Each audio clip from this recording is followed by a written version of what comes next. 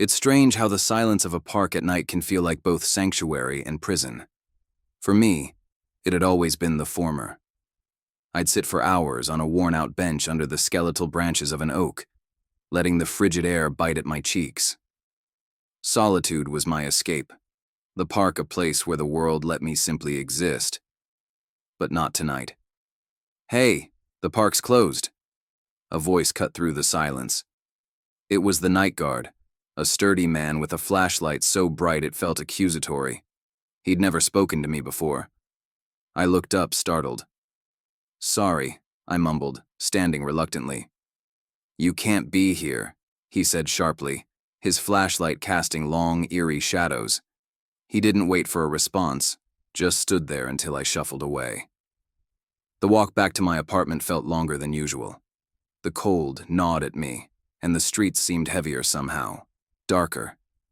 Shadows stretched unnaturally, their shapes writhing under dim streetlights. I quickened my pace, but the familiar route twisted into unrecognizable streets. Panic set in as landmarks vanished, replaced by warped buildings and curling roads. The air grew oppressive, whispers tugging at the edges of my mind. They weren't words, but something darker, primal, crawling under my skin. I called out, "Hello?" My voice trembled, but only the whispers replied, louder now, a chant of unspoken dread. Snow turned to ash beneath my feet, gray and shifting. The acrid smell of burnt wood filled the air. I ran, desperate, but the world around me melted into a nightmare. Buildings contorted, their windows like gaping mouths. The streetlights flickered, casting sickly yellow light. I stumbled, hands sinking into warm, ashen ground that felt alive.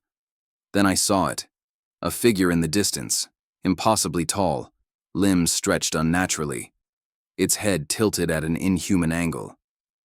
"Hey! Can you help me?" I shouted, though terror clawed at my chest. It didn't move. It simply watched, a piercing, unseen gaze freezing me in place. The whispers swelled into a deafening chant, as if pulling me toward the figure. Against my will, I stepped forward. The ground beneath me cracked, fiery light seeping through. The figure raised an elongated arm and pointed at me. The whispers stopped, replaced by suffocating silence. "What do you want?" I managed to whisper. Its voice was a chorus, a discordant symphony. "You do not belong here." The ground gave way.